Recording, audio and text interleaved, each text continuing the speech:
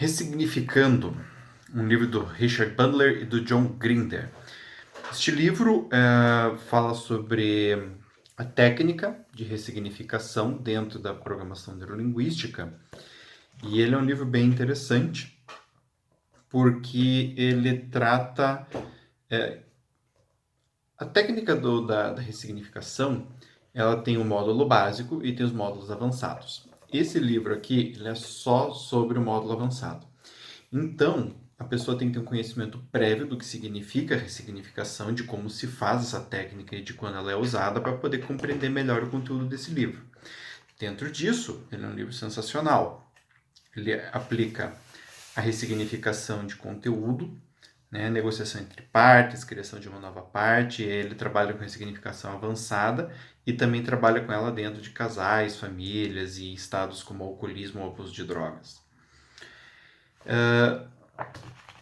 Assim como todos os livros, quase todos os livros dessa época da programação neurolinguística, ele é um livro onde você vai ter a fala do autor de uma maneira bem... como se estivesse falando quase que num seminário, né? E tem vários exemplos também aqui de como aplicar a técnica, exemplos práticos, onde ele realmente faz a técnica passo a passo com as pessoas que estão lá ouvindo ele. Tá?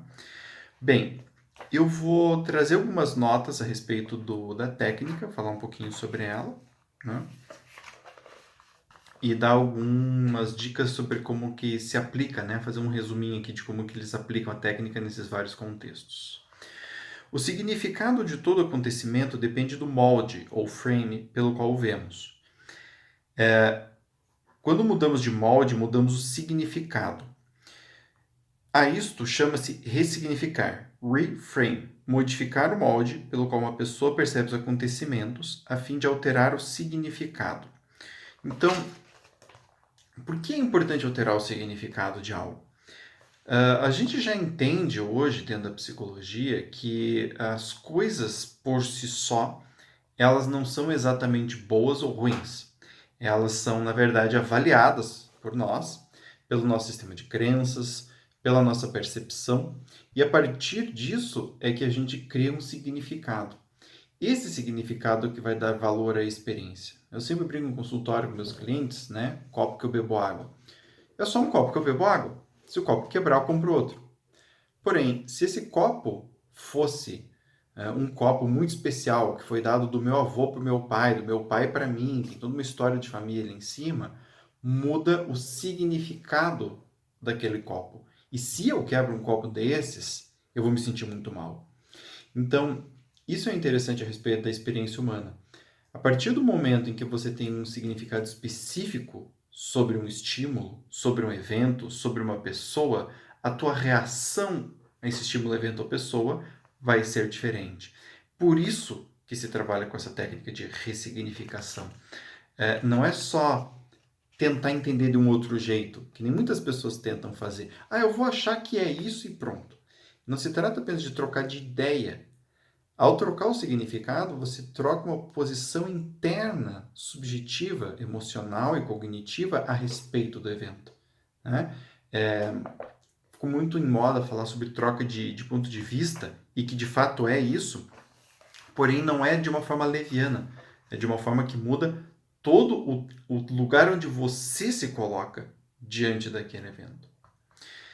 Aí ele vai falar mais à frente. Conceitualizações explícitas da ressignificação têm sido utilizadas por vários terapeutas que concordam que problemas de comportamento só fazem sentido quando são considerados no contexto dentro do qual ocorrem.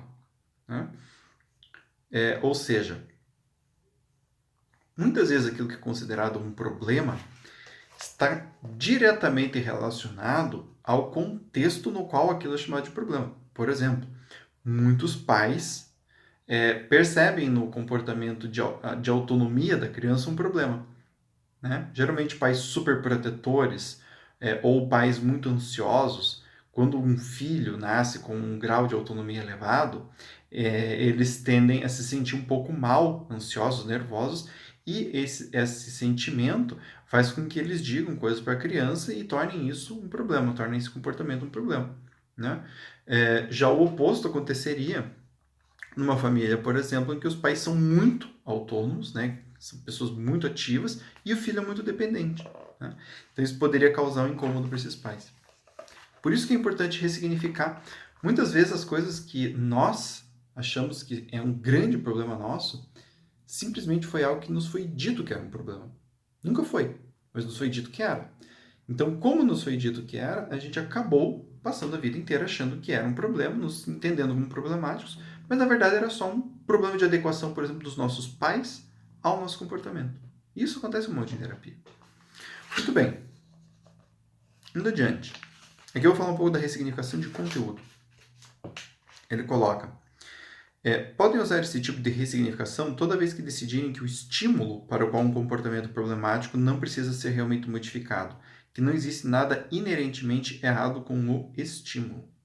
Se as pessoas têm uma experiência sensorial da qual não gostam muito e do qual o de que não gostam é de sua resposta à mesma. Uma forma de modificar a resposta é entender que a resposta em si não está baseada no que se está passando na experiência sensorial. Se você modificar o que a experiência significa para elas, as respostas serão outras.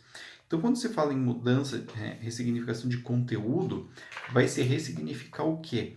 O valor interno que aquele estímulo tem para a pessoa, e não a relação da pessoa com o estímulo, que aí é o que você tem que entender um pouco da técnica de ressignificação, né, para você entender o que significa.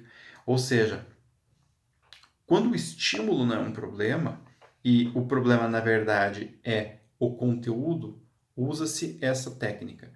Quando o que se precisa mudar é a relação da pessoa com o estímulo, usa esse tipo de técnica, que é a ressignificação de conteúdo, e não a ressignificação tradicional, vamos dizer assim.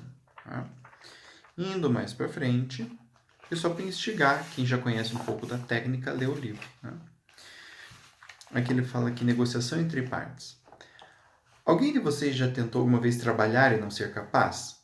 Experiência que descrevo a seguir é familiar a vocês? Vocês se sentam para redigir um exame final de um semestre para preencher o formulário de seguro ou qualquer outro trabalho. Seu trabalho está à sua frente e, congruentemente, vocês decidem que irão fazê-los durante a hora seguinte. Pegam a caneta, olham para o papel, começam a escrever, uma vozinha vem lá de dentro e diz: mas, pô, que tal uma cerveja? O que será que está passando na televisão? Que dia lindo lá fora. Todo mundo já passou por isso. Bom, a pergunta é: descreveremos essa situação como não ser capaz de realizar uma coisa porque uma parte detém vocês? Ou como uma situação em que vocês têm duas partes, uma que quer sair e distrair-se e a outra que quer trabalhar? Trabalho e lazer são duas funções válidas e a maior parte das pessoas tem maneiras válidas de realizar as duas funções. Mas, se ambas as partes se lançam em operação ao mesmo tempo, nenhuma das duas pode funcionar bem. Então, aqui que a gente trabalha, esse tipo de situação é onde se trabalha com a negociação entre partes, que faz parte da técnica de ressignificação. Então, neste caso, o que vai acontecer? As partes, trabalho e lazer, vão conversar entre elas a fim de tentar criar um meio termo que seja útil a elas para servir o indivíduo. Né? Então, nessa forma de trabalhar com a técnica de ressignificação, desculpem, o foco não vai ser em uma parte, o foco vai ser em duas ou às vezes três partes, no sentido de criar uma harmonia entre elas. Tá? Muito bem. Aqui ele vai falar mais tarde sobre a ressignificação em sistemas, casal, família, empresa. E ele traz algumas diretrizes interessantes. O cerne da ressignificação é reconhecer que o comportamento pode tornar-se desvinculado do resultado que supostamente será atingido pelo mesmo. Ou seja, quando é que se trabalha com ressignificação? Quando aquilo que a pessoa está fazendo não está atingindo o resultado que ela acha ou que ela gostaria ou que seria interessante para ela atingir com base naquele comportamento. Tá? Outro aspecto da ressignificação que a torna tão fácil de funcionar é que se trata de algo explicitamente ecológico. Tomamos todas as precauções para que os novos comportamentos não interfiram com nenhum outro aspecto do funcionamento da pessoa. A fim de ressignificar com êxito um sistema, vocês têm que levar em conta as necessidades e desejos de todos os membros que o compõem. Esta é a base para aquilo que frequentemente chamamos de terapia do resultado. Ou seja, quando a gente trabalha a ressignificação com uma pessoa, a gente olha para a pessoa. Mas quando o comportamento que a pessoa quer mudar, por exemplo, está inserido dentro de um contexto que leva em consideração o grupo, é necessário olhar para todo este grupo. Por isso que muitas vezes as pessoas fazem ressignificações que não funcionam. Elas fazem uma ressignificação para a pessoa lidar com o cônjuge sem levar em consideração o cônjuge. Ou com a família sem levar em consideração a família. Aí o que acontece? A mudança se torna antiecológica. Funciona no nível da teoria, por exemplo, é uma boa ideia, mas na prática não, porque está tratando as pessoas de uma maneira como se elas não existissem, né? Então, isso é importante da gente levar muito em consideração e estar muito atento, tá? Senão a técnica ela não funciona. Gente, espero que vocês tenham gostado, né? Foi uma introdução bem leve, assim, dei uma passada por quase todos os temas que eles trabalham aqui no livro. E fica aí novamente a dica do Ressignificando, do John Grinder e do Richard Bandler. Espero que vocês gostem. Tchau, tchau.